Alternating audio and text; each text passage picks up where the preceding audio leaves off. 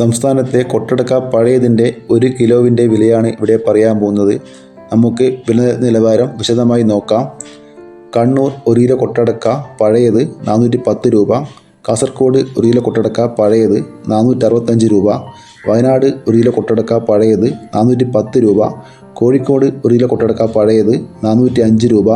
Malappuram 1 kilo കൊട്ടടക്ക പഴയത് 430 രൂപ. Thrissur 1 kilo കൊട്ടടക്ക പഴയത് 340 രൂപ.